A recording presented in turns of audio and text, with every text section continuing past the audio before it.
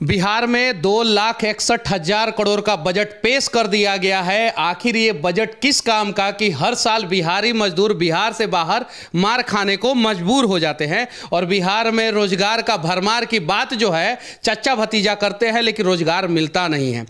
तमिलनाडु में अभी मजदूरों को मारा जा रहा है, लेकिन वहां के डीजीपी कह रहे हैं कि ये जो है घटना जो है गलत है। और इन सब चीज़ों पे चर्चा करने के लिए प्रतिपक्ष के नेता जो है विजय कुमार सिन्हा जी अभी हमारे साथ हैं और इनसे हम लोग जानने का प्रयास करेंगे कि आखिर बजट से बिहार को कितना फायदा होगा और तमिलनाडु में जो मजदूरों को मारा जा रहा है उसके लिए विपक्ष क्या कर रहा है। सबसे पहले सच तक न्यूज में आपका स्वागत है। धन्यवाद। तमिलनाडु में जो मजदूरों को मारा जा रहा है, बिहारी मजदूरों को, हिंदी भाषी क्षेत्र के मजदूरों को, उसके लिए आप लोग क्या कर रहे हैं? देखिए, दुखद और दुर्भाग्यपूर्ण है। हमने तो सदन के अंदर भी कहा कि माननीय मुख्यमंत्री जी 18 वर्ष आपका शासन को हो गया और इसके पहले आपके बड़े भाई का 15 साल का शासन था और इस शासन में आपकी कोई ऐसी नीति क्यों नहीं बनी कि युवाओं का पलायन रुके और निवेशक आकर्षित बिहार के अंदर क्यों नहीं हुआ। और निवेशक वहीं निवेश करता है जहां उसे सुरक्षा और संरक्षण मिलता है, करप्शन से मुक्ति रहता है।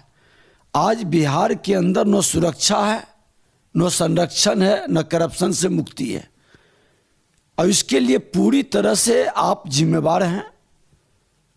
आज हमारे नौजवान लगभग 5 लाख से ज़्यादा, तो हम लोगों की सरकार जब एनडीए की थी तो वो पद रिक्ति था जिसको पाइपलाइन के तहत में प्रक्रिया शुरू हुई थी, वो भी कर देते तो आज 5 लाख नौजवान को नौकरी मिलता। बजट से कितना फायदा होगा बिहार को? बजट पूरी तरह से ढकोसला है, भ्रमित करने वाला है। आज तो हमने पूछा कि आप नौकरी की बात कर रहे हैं, 4 लाख लोगों को नौकरी देने की, 10 लाख से 4 लाख पर आ गए और वो भी 4 लाख का प्रावधान आपने बजट में नहीं किया है, 1 पैसे का प्रावधान नहीं किया है। जिनकी नौकरी है उनका इंक्रीमेंट होगा कि नहीं, इस पर भी आफत है। आपके सामने एक अखबार है, हिंदुस्तान पेपर है, जहां पे बिहार के मुख्यमंत्री देखिए क्या बोल रहे हैं कि बिहार जैसे गरीब राज्य पर ध्यान दे केंद्र सरकार। ये वो व्यक्ति बोल रहा है जो ऑलरेडी 18 साल से बिहार का मुख्यमंत्री है और बिहार को गरीब राज्य बोल रहे हैं। देखिए, दुर्भाग्य से जो राजस्व का कलेक्शन होने का जो जगह है, चाहे खनन विभाग हो, उत्पाद विभाग हो या कई ऐसे सोर्स हैं जिससे हम राजस्व की प्राप्ति कर सकते हैं। आप तो छोड़ दीजिए, श्रम विभाग के अंदर शेष का पैसा 1% आता है, उसमें भी इतना करप्शन है कि जितनी असूली होनी चाहिए उसकी 1/4 असूली होती है और बाकी पैसा का बंदरबांट होता है। तमिलनाडु में जो मजदूरों को मारा जा रहा है उसके लिए आप लोग विपक्ष के नेता क्या करने वाले हैं?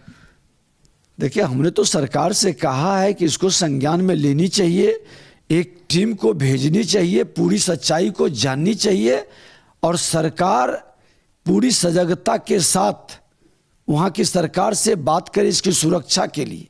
जन्मदिन का बधाई का आदान प्रदान ट्विटर पे ये लोग कर रहे हैं। नीतीश कुमार जी का जन्मदिन का बधाई जो है स्टालिन दे रहे हैं, स्टालिन का जन्मदिन का बधाई जो है तेजस्वी यादव दे रहे हैं और बिहार के मजदूर मार खा रहे हैं। और वहाँ के डीजीपी जो तमिलनाडु के डीजीपी हैं, आनन फानन में एक स्टेटमेंट ट्विटर पे जारी करते हैं कि ये सारा वीडियो गलत है, ये झूठ है, बिहारी मजदूर को नहीं मारा जा रहा है।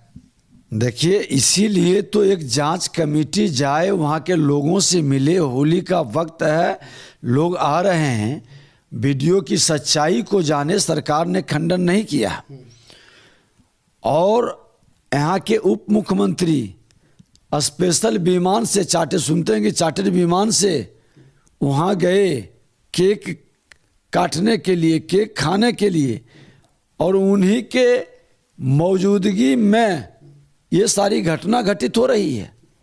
उनकी उपस्थिति वहाँ तमिलनाडु में है और बिहार के लोगों के साथ इस तरह से अत्याचार हो रहा है, पीट पीट कर उसकी हत्या कर दी जा रही है। इससे बड़ा दुखद दुर्भाग्य क्या होगा? सरकार क्यों नहीं इसको सजगता के साथ लेती है? और आज लगभग बिहार के अंदर पूरे विभाग में 7 से 8 लाख वैकेंसी खाली है। आज भी एक आर्मी के जवान को जो है मधुबनी में पीटा गया है, शायद से ऐसा खबर आ रहा है। कुछ दिन पहले जो है रक्सौल में एक आर्मी के जवान को दौड़ा दौड़ा के पीटा गया। जंदाहा में एक शहीद जो गलवान घाटी में जो शहीद हुए थे उनके पिताजी के साथ दुर्व्यवहार किया गया और जेल में डाल दिया गया। तो क्या बिहार में सुशासन की सरकार बची हुई है या जंगल राज 2 जो है वो शुरू हो चुका है? देखिए, जिस सरकार के मंत्री सेना के मनोबल गिराने पर बयान देते हों और एक बार नहीं 2-2 बार, ये संयोग नहीं प्रयोग है, सरकार की नीति है कि हम तुष्टीकरण की राजनीति को कदम बढ़ाएं और तुष्टीकरण की राजनीति में ये कितने नीचे गिर सकते हैं इसका असर प्रशासन पर भी पड़ रहा है।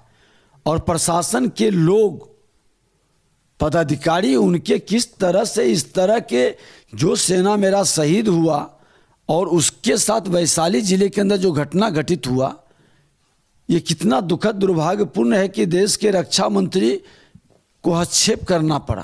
केंद्र सरकार बिहार के लिए आखिर कर क्या रहा है?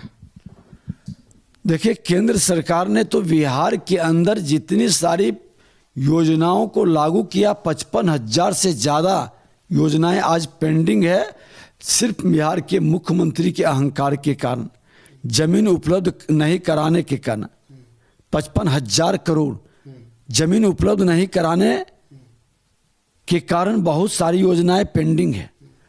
सरकार इसको गंभीरता से नहीं ले रही है। जब हमारे उद्योग मंत्री थे तो कई इथेनॉल फैक्ट्री लगा बिहार के अंदर, एक इंडस्ट्रियल वातावरण बनने लगा। नीतीश कुमार को ये पसंद नहीं आया और आज जिस तरह से पलटी मारे, पलटू राम बने, निवेशक रुक गया। बिहार के अंदर हत्या, अपहरण, लूट, बलात्कार का जो माहौल बना है उसके कारण निवेशन सहम गया, बिहार आने से बचने लगा। मजदूरों के लिए आप लोग क्या करेंगे? जो मजदूर जो है मार खा रहे हैं, परेशान हैं, बिहार से बाहर जा रहे हैं, उनके लिए क्या करेंगे? आप लोग का कठोर कदम क्या होगा? सख्ती के साथ इस विषय को, ये देश पूरे भारतवासियों का है, किसी एक स्टेट का नहीं है और कोई कहीं किसी को रोक नहीं सकता है। बिहार के सभी नेता ये बात बोलते हैं, लेकिन हर साल बिहार के मजदूर जो है बिहार से बाहर मार खाते हैं, ये भी कड़वा सच है। बोलना और करना, ये जमीन आसमान का अंतर है। जमीन पे आप लोग क्या करेंगे? देखिए, हमने पहले भी आपको जानकारी दे दें कि जब श्रम मंत्री थे तो उस तरह का पोर्टल बनाया था और हमारे कहाँ कहाँ मजदूर काम कर रहे हैं पूरी सूचीबद्ध कर करके, और उसका वहाँ संरक्षण उस स्टेट के अंदर बिहार सरकार की एक कार्यालय भी रनिंग के लिए वातावरण बनाने पर पहल की गई थी। पूरे देश के अंदर जिस जिस स्टेट में हमारे मजदूर हैं, श्रमिक हैं, उनका सम्मान और उनकी सुरक्षा की प्राथमिकता सरकार को लेनी चाहिए। और इसके लिए हम लोग फिर सरकार पर दबाव डालेंगे, क्योंकि कोरोना काल में ये विचार, आप लोग सरकार पे दबाव डालते हैं विधानसभा में और सरकार जो है मार्शल बुला के जो है कुर्सी जो है वो बाहर फेंकवा देते हैं, यहाँ तक कि बहुत सारे विधायकों को भी बाहर फेंकवा देते हैं। तो फिर कैसे दबाव डालेंगे आप लोग? जनता मालिक है ना, जनता बदल देगी व्यवस्था को। जो बिहारियों के प्रति दर्द नहीं रखेगा, ऐसे भी तो ये सरकार को व्यक्तिवाद, परिवारवाद और वंशवाद में फंसा हुआ लोग है। तो ये लोग तो बिहारी से और बिहार के लोगों के प्रति संवेदनशील नहीं है। अब बरगलाने का खेल हो गया है, वहाँ से रिपोर्ट दे दिया कि हत्या नहीं हुई है, ये घटना वहाँ का नहीं है। अरे इसके लिए उच्च स्तरीय एक जांच कमेटी भेज दीजिए, जांच करवा लीजिए, कल फिर हम लोग दबाव डालेंगे। बिहार में जो है यूनिवर्सिटियों का सेशन लेट चल रहा है, मजदूर बिहार में और बिहार से बाहर परेशान है, आर्मी के जवान को मारा जा रहा है। शिवहर में जो है कल एक पुलिस दरोगा के बच्चे का हत्या हो गया। आम आदमी संतुष्ट नहीं है, आम आदमी परेशान है, खास आदमी परेशान है, बिजनेसमैन परेशान है। फिर बिहार तरक्की के रास्ते पे कैसे जाएगा? आप लोग विधानसभा में आखिर करते क्या हैं? विपक्ष की अपनी जो भूमिका और सीमा है, सरकार को आईना दिखाना, सजग करना, सरकार की खामी को बताना, पहल सरकार को करनी है। मैंने तो आज प्रतिपक्ष के नेता के नाते नहीं, जब आसन पर अध्यक्ष थे उस समय भी सरकार को हमेशा सजग करते रहे कि जिम्मेवारी का निर्वहन करें। लेकिन अगर जो आप कसम खाकर बैठ जाएं कि अपने अहंकार महत्वाकांक्षा के लिए हम बिहार की जनता को भगवान के भरोसे छोड़ दें, तो फिर तो जनता मालिक है, वो निर्णय करेगी ऐसे मानसिकता के लोगों को बदलने का, ताकि इससे मुक्ति बड़े भाई छोटे भाई जो 33 वर्ष से बिहार की सत्ता के केंद्र बिंदु रहे और बिहार के लोगों को वर्गलाते रहे, लड़ाते रहे, जातीय उन्माद पैदा करके, धार्मिक उन्माद पैदा करके, तुष्टीकरण के माध्यम से सत्ता में बने रहने के लिए जो वो खेल खेलते हैं, इसकी जवाब तो लोकतंत्र में जनता के द्वारा ही दी जाएगी। अभी पूरे देश में जो है सबसे ज़्यादा परेशान अगर कहीं के लोग हैं तो वो बिहार के लोग हैं, और सबसे ज़्यादा परेशान कोई राज्य है तो वो बिहार है। यहाँ के मुख्यमंत्री 18 साल मुख्यमंत्री होने के बावजूद जो है कहते हैं कि बिहार जो है एक गरीब राज्य है और केंद्र जो है मदद दे। यानी मुख्यमंत्री को जो है ये भरोसा हो चुका है कि वो बिहार को नहीं बदलने वाले हैं। बिहार को विशेष राज्य का दर्जा कब मिलेगा? देखिए, मुख्यमंत्री जी को हमने कहा कि विशेष राज्य के दर्जा में आपके बहुत प्रिय लोग उसमें सदस्य थे उस कमेटी में, और क्यों निर्णय नहीं कर पाए? रंगराजन कमेटी, रघु राजन कमेटी में वो सदस्य थे, इनके प्रिय मित्र, इन्हीं के दल से जुड़े थे, क्यों निर्णय नहीं करवा पाए? अच्छा, कब मिलेगा विशेष राज्य का दर्जा बिहार को? इस तरह के नीतिगत निर्णय का जगह ही नहीं है। मुख्यमंत्री जी जानते हैं इस बात को कि जो जो कंडीशन है, जो जो शर्त है, ये तो नींद से जगते हैं, विशेष राज्य चिल्लाने लगते हैं। अरे विशेष राज्य के पहले बिहार के अंदर हो रही भ्रष्टाचार पर तो अंकुश लगाइए, विशेष राज्य से पहले अपराध पर तो अंकुश लगाइए, तब निवेशक आएगा, तब रोजगार का सृजन होगा। हमारे जो नौजवान बाहर जाते हैं, जब घर के अंदर रोजगार मिलेगा तो पलायन भी रुकेगा। चलिए, ये थे बिहार विधानसभा के विपक्ष के नेता विजय कुमार सिन्हा जी, और इन्होंने अपनी बातों को रखा।